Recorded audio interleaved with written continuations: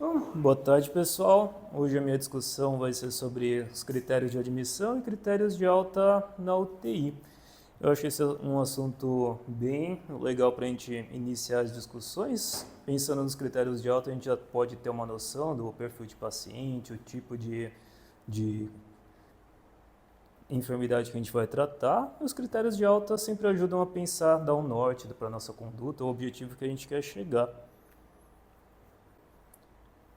Para essa discussão, eu usei primeiramente o Manual de Medicina Intensiva, o primeiro capítulo da MIB, é uma edição de 2014, mas a maioria ainda é usado na prática, a maioria dos conceitos que ele traz.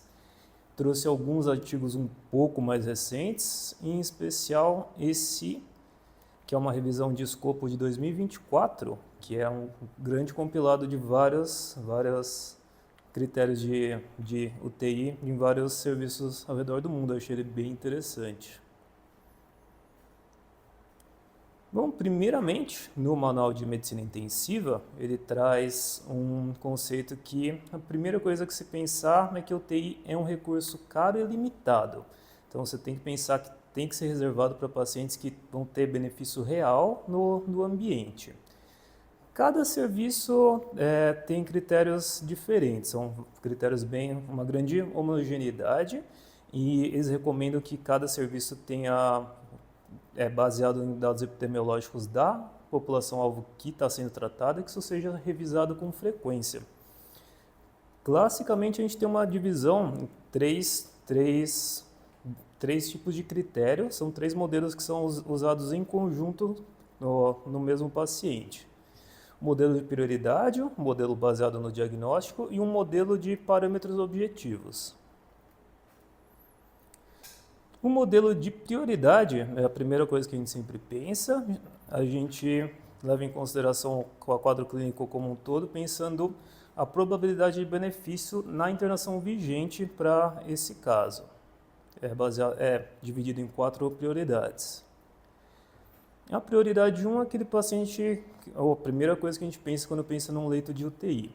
Geralmente são patologias agudas, são enfermidades graves, o paciente em estado crítico, porém com uma boa chance de reversibilidade. Geralmente paciente com poucas comorbidades, um paciente mais jovem, e que principalmente que o tratamento que ele precisa não pode ser realizado com segurança em algum outro ambiente. Como exemplo, a gente tem os clássicos da insuficiência respiratória aguda, como a IOT recente, ou uma instabilidade hemodinâmica com necessidade de droga vasoativa, monitorização. Na prioridade 2, costumam ser casos a priori estabilizados, porém com uma chance grande de instabilização em curto período de tempo. O exemplo seria uma cirurgia de grande porte, num PO imediato, ou cirurgia de médio porte em um paciente com múltiplas comorbidades. Também a gente pode incluir numa iminência de eclâmpsia, que a princípio estaria estabilizado, mas a gente pensa que precisa de uma monitorização intensiva com uma possível eclâmpsia breve. Na prioridade 3, a gente já começa a pensar em pacientes que têm alguma limitação terapêutica.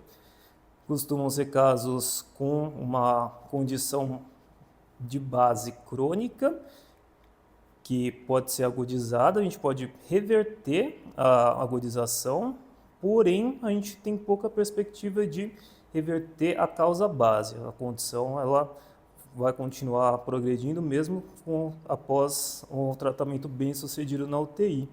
Os clássicos seriam um IC, um DPOC grave em momento de exacerbação, e também síndromes paraneoplásicas em neoplasia sem proposta curativa. O modelo também inclui uma 4ª prioridade.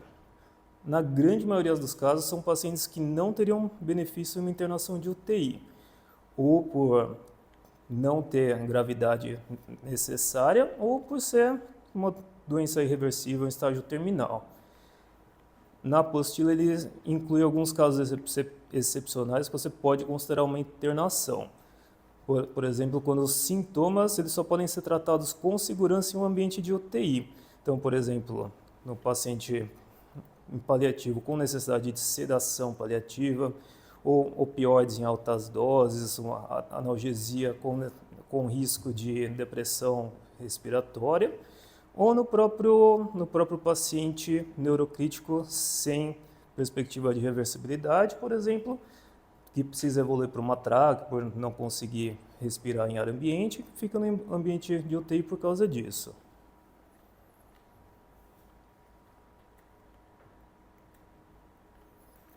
Além do modelo de prioridades, a gente sempre considera o modelo baseado no diagnóstico, o diagnóstico específico do paciente. A gente sabe que cada caso é um caso, mas tem diagnósticos que quase sempre vão necessitar de algum suporte do leito de UTI. Ele separa cada doença por sistemas. Em doenças respiratórias, no geral, qualquer coisa que tenha risco de falência respiratória ou algum risco de obstrução aguda de vias aéreas. Também você pode considerar como necessidade de alguma intervenção com monitorização contínua, por exemplo, VNI, ventilação mecânica. A traqueostomia, como forma de regra, pelo menos 48 horas tem uma monitorização em leito de UTI. Ele considera a hemoptise, mesmo sem ameaça às vias aéreas, como uma hemoptise maciça pode ter uma ameaça hemodinâmica, hematimétrica, então também considera. E a TEP instável, a apostila inclui em doenças respiratórias. As doenças cardiovasculares, acho que seriam mais frequentes, que a primeira coisa que a gente pensa, qualquer tipo de choque, qualquer etiologia que tenha necessidade de suporte hemodinâmico, seja droga vasoativa, seja um suporte mecânico. No pós-RCP, pelo próprio protocolo do ACLS, você tem indicação de sempre fazer pós-PCR em leito de UTI.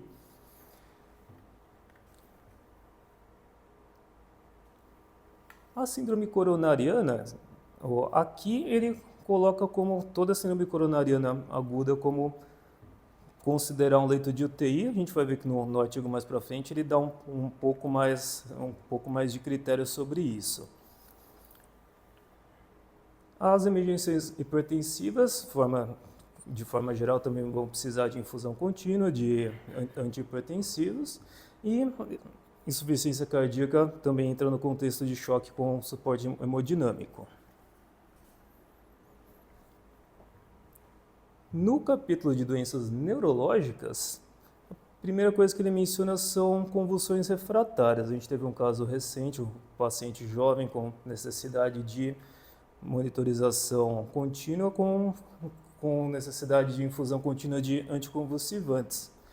No trauma crânioencefálico, aqui eles mencionam qualquer trauma moderado ou grave, com Glasgow menor que 13, ou qualquer alteração aguda na tomo. Mais tarde no artigo a gente vai ver que também ele dá ele abrange um pouco mais fora isso. Doenças neuromusculares, a gente pode pensar mieloma não, a gente pode pensar numa miastenia, numa esclerose múltipla, alguma coisa que tenha algum risco de pegar inervação torácica, inervação diafragmática, que pode ter um declínio rápido no quadro clínico. De modo geral, o AVC ele também coloca qualquer AVC agudo, também a gente vai ter alguns outros critérios no artigo após. E o protocolo de morte encefálica também é feito em leito de UTI. Compressão medular é considerado como uma urgência oncológica, por isso costuma estar incluído também nos critérios.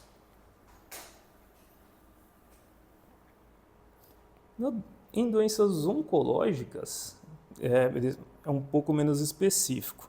Menciona coagulopatias graves. A gente teve recentemente um melanoma metastático que evoluiu com CIVD rapidamente. Então, aí a gente vê uma necessidade de monitorização mais perto.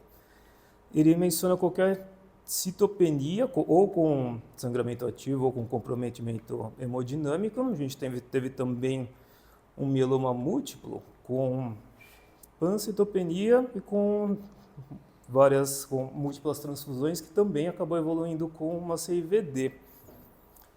Na síndrome de lise tumoral, a gente tem várias complicações possíveis. Acho que a principal seria o distúrbio hidroeletrolítico, pode vir com taquiarritmias graves, uma hipercalemia grave. E o protocolo de transplante de medula óssea não é uma coisa que eu estou muito familiarizado.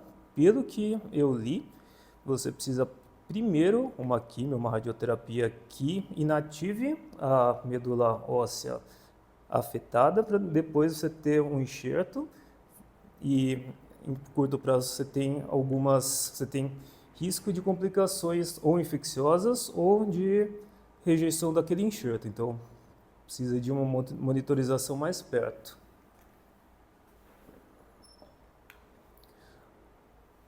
No capítulo de doenças endócrinas, aqui ele cita qualquer cetoacidose ou qualquer estado hiperosmolar hiperglicêmico. Não faz não estratifica entre eles. No artigo ele dá algumas outras opções nessas patologias. Aqui ele coloca a crise tireotóxica em estado mixedematoso, que seriam as complicações tanto da hipo como da do hipertireoidismo. A crise tireotóxica você tem, por exemplo, taquicardia com risco de taquiarritmias, pode evoluir com uma urgência hipertensiva. E o estado mixedematoso classicamente vem com um choque grave, que pode ter dificuldade de diagnóstico, então costuma vir num estado clínico bem desfavorável. E eles colocam no geral qualquer distúrbio hidroeletrolítico com algum risco de instabilidade hemodinâmica ou respiratória.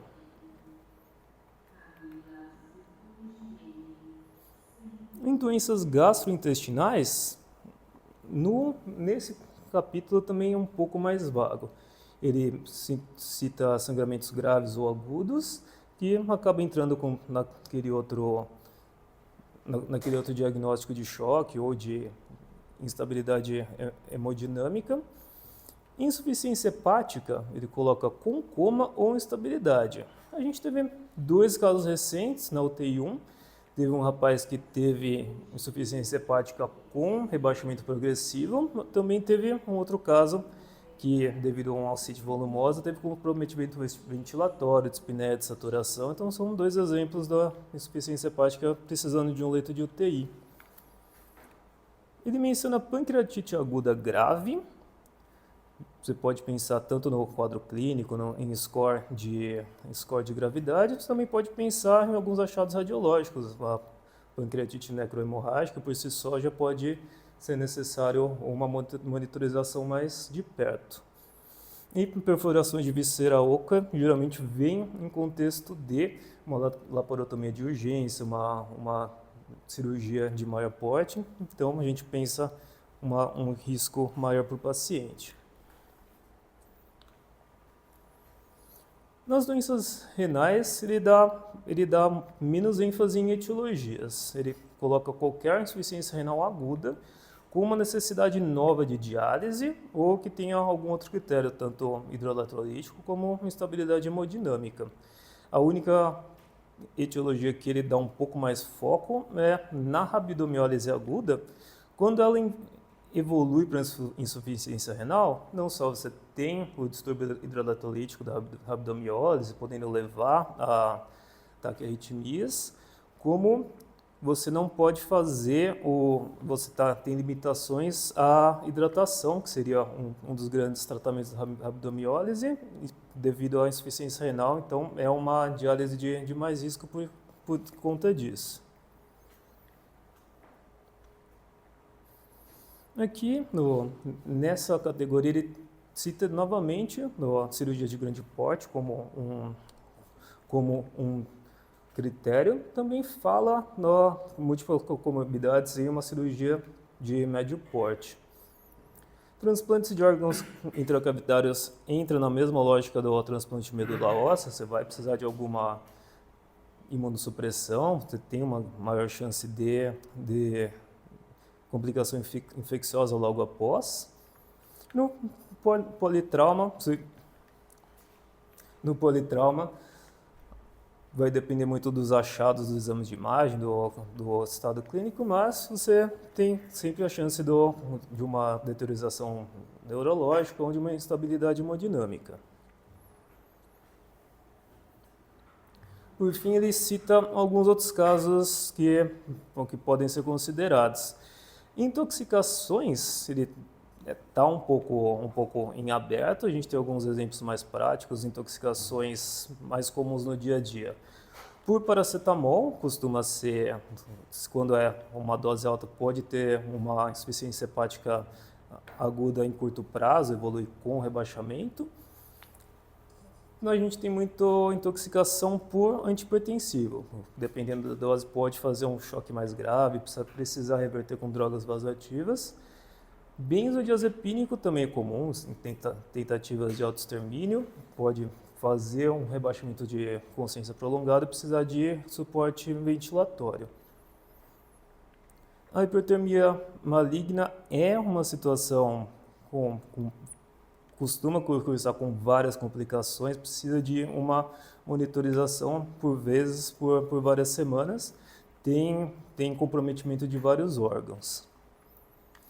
Ele menciona grande queimado, costuma ter seus próprios centros de referência, é difícil a gente ver esses casos acompanhar de perto, mas a gente sabe que o grande queimado em si já é uma necessidade de cuidados intensivos.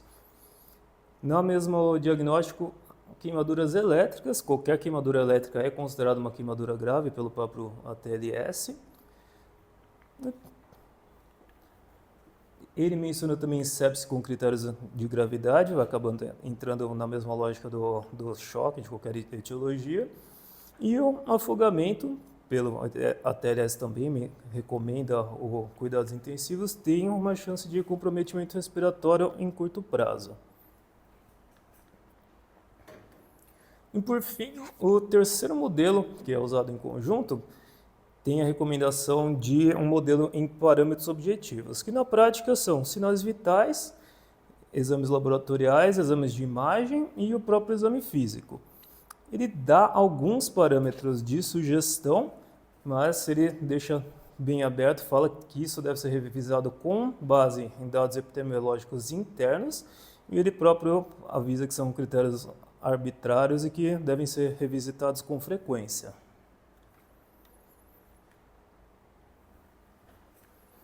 Por fim, os critérios de alta, aqui nós não temos modelos para guiar baseado em diagnóstico. Cada caso clínico é um caso, o mais importante é, primeiramente, você ter um status fisiológico estabilizado, sem necessidade de monitorização e que a condição aguda ou tenha sido revertida ou que não tenha mais a perspectiva de reversão dessa condição aguda. Fora isso, tem alguns pré-requisitos que ele cita. O padrão ventilatório adequado, gasometria estabilizada, para você não ter mais o risco de precisar de uma via aérea avançada. Controle de arritmias ameaçadoras à vida, para você não precisar mais de uma monitorização contínua em leito de UTI. Nível neurológico adequado, também por não precisar de proteção de vias aéreas. E, tendo falhado proposta terapêutica curativa, que, por outro lado, a pessoa tenha a condição de permanecer fora do leito de UTI de forma digna, que você tenha ainda um arsenal para prover conforto fora do leito de UTI. No final, eu trouxe aqui o score de Sabadell. Ele é baseado em um estudo que ele comprovou a validade da avaliação subjetiva do médico assistente da UTI no momento da alta. É um score que ia de 0 a 3, baseado na avaliação do médico, qual seria o prognóstico a longo prazo desse paciente. Nesse estudo, se não me engano, em 2017, eles acompanharam esses casos e viram uma boa correlação do prognóstico dado no momento de alta da UTI para a mortalidade em um ano.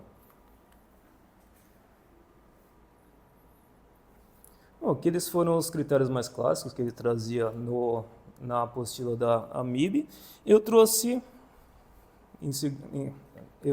segundo esse artigo um pouco mais recente. Ele é um artigo internacional, é uma revisão de escopo. Infelizmente ele não incluiu nenhum artigo da América do Sul, mas ele inclui artigos um pouco mais recentes, a grande maioria é após 2010, e ele compila os critérios que foram mais comuns em unidades de UTI ao redor do mundo e coloca quais são os parâmetros, os parâmetros numéricos, quais foram os mais conservadores e os mais liberais para inclusão em leitos de UTI. Diferente da apostila da AMIB é que ele separa em 5 categorias. Fora o modelo diagnóstico e o modelo clínico, ele também inclui necessidade de monitorização como um parâmetro separado e necessidade de suporte terapêutico avançado também é um parâmetro à parte. Nesse artigo, ele separa os critérios em critérios maiores, que seriam critérios que por si só são critérios de admissão, critérios menores, a maioria são partes de um score ou necessitam de mais um critério menor para inclusão, ou critérios originais que ele deixa como qualquer critério que não entrou nessa classificação. Foi um artigo que incluiu, uma revisão que incluiu artigos com uma grande heterogeneidade tanto de forma quanto de proposta. Incluiu tanto capítulos de livro, diretrizes internas de unidades e comentário de especialista. Como eu falei, infelizmente, nenhum foi incluído na América do Sul.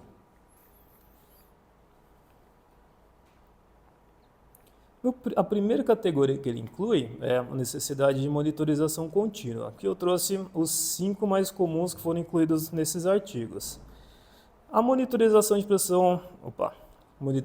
pressão intracraniana, que é uma coisa que a gente não consegue fazer em outros ambientes, foi o mais comum, mas ele foi o mais comum aparecer entre eles, mas não é uma necessidade mais comum na prática. A pressão de oclusão da artéria pulmonar é uma necessidade que creio que está em desuso agora, né, o catéter de Swan-Ganz, mas também é algo que não pode ser conseguido em nenhum outro ambiente. Fora isso, ele citou a PPA invasiva, uma quantidade grande de artigos mencionou monitorização eletrocardiográfica contínua, geralmente em contextos de arritmias com risco de instabilização, seja brádio ou taquiarritmia. E por fim, ele deixou separado uma categoria em pacientes obstétricos com necessidade de monitorização invasiva, geralmente na iminência de eclâmpsia ou na sala de parto. Aqui no próximo slide, ele fez uma lista dos diagnósticos específicos, quais foram os mais comuns. Aqui a grande maioria já foi citado nos critérios da AMIB, a gente teve algumas diferenças. O tamponamento cardíaco não tinha sido mencionado, mas ele acaba entrando como um choque de etiologia obstrutiva. A crise addisoniana, ou crise adrenal, também não tinha sido citada na última parte. Aqui, a hemoptise, ele acaba não separando se tem ou não comprometimento respiratório, comprometimento hemodinâmico, ele coloca hemoptise maciça já como um critério por si próprio. Perfuração esofágica, aqui ele separa por órgãos, lá eles tinham colocado qualquer perfuração de vísceras ocas.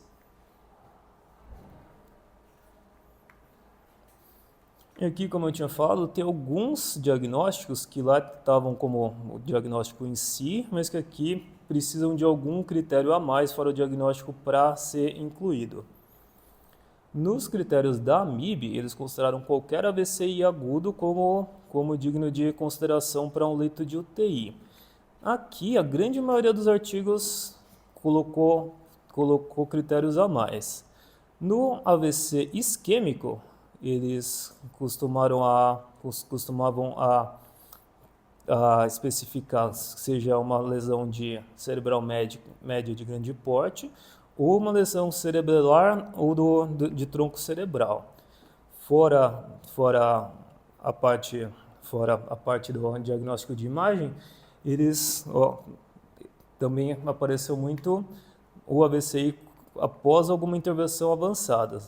Aqui ele mencionou trombólise, mencionou terapia intravascular pós-trombólise ou a própria necessidade de uma neurocirurgia. No diagnóstico de intoxicação exógena, a grande maioria dos artigos não mencionou a etiologia específica, qual foi o fármaco utilizado, mas eles usaram mais critérios clínicos. A instabilidade hemodinâmica, se a intoxicação leva a crises convulsivas generalizadas, e ele coloca critérios laboratoriais, em geral qualquer falência orgânica como resultado dessa intoxicação. No quarto diagnóstico, ele separou a hemorragia intracraniana do AVC isquêmico. Na AMIB também qualquer hemorragia intracraniana era considerado critério. Já aqui, ele deixou alguns outros critérios a mais, principalmente o volume. Alguns artigos consideraram mais de 20 ml, outros mais de 30 ml, se teve necessidade de intervenção cirúrgica ou se teve sinais de hipertensão intracraniana no exame de imagem.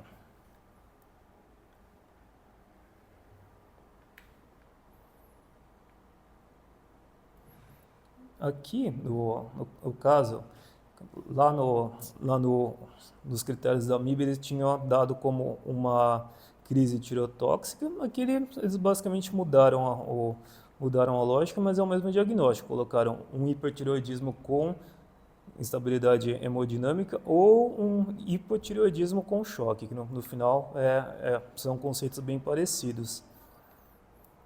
Outra coisa interessante, eles classificaram o TCE, a grande maioria, como TCE grave ou com déficit neurológico progressivo, enquanto a AMIB já foi um pouco mais conservadora, considerou Glasgow 13 a menos como necessário para um leito de UTI.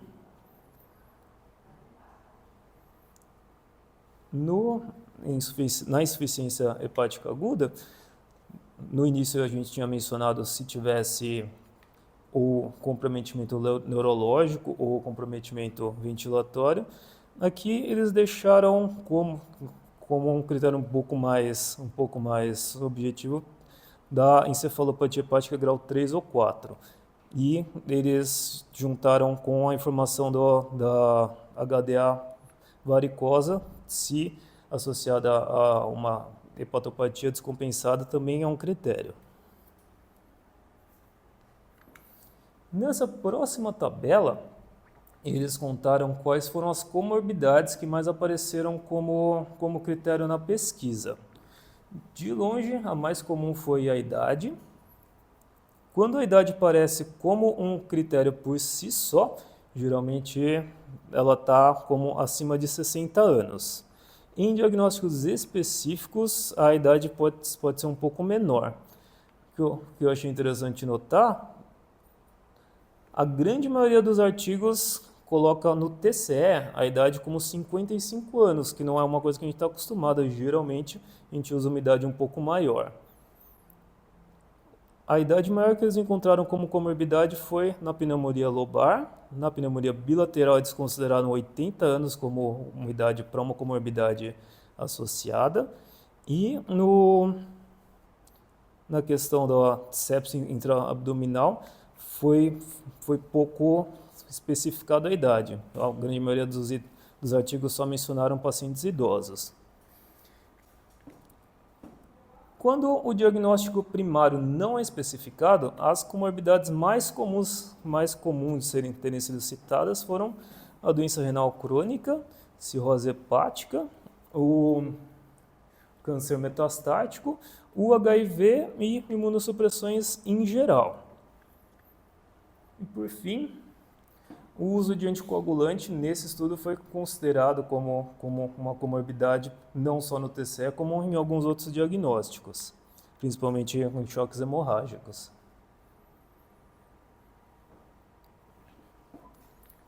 Na quarta categoria, ele, semelhante ao manual da MIB, ele usou critérios clínicos, laboratoriais ou de sinais vitais como um dos critérios de inclusão. Aqui ele separa na tabela quais foram os critérios mais conservadores e os critérios mais liberais encontrados. Na escala de Glasgow, tiveram artigos que já consideraram menor que 15 como um dos critérios menores para internação, enquanto alguns artigos consideraram só menor que 9, ou seja, só com necessidade de ventilação mecânica para internação em leito de UTI. Na pressão, a maioria dos artigos menciona primariamente a pressão sistólica. Acho que, pelo que eu vejo, pelo menos na prática, aqui a gente costuma usar mais a pressão arterial média.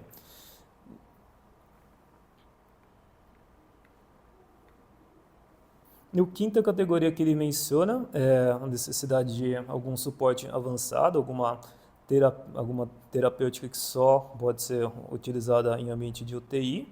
Ele citou os 6 mais comuns vistos nos artigos. De longe, os mais comuns foram a necessidade de droga vasoativa e de ventilação mecânica, que realmente é uma coisa bem lógica. Fora isso, muitos artigos mencionam a necessidade de hemodiálise até como critério maior, mas tem pouca menção se é uma necessidade aguda ou se é considerado como uma comorbidade do paciente. Fora isso, ventilação não invasiva também pode ser considerada e, por fim, suporte mecânico cardiovascular, que é uma coisa não tão comum, mas quando está presente também tem necessidade de monitorização mais de perto. Por fim, o artigo conclui que os valores numéricos, quando presentes, não tem um ponto de corte claro nos artigos e tem uma variância muito grande. É muito difícil fazer um protocolo universal baseado nesses artigos que foram compilados.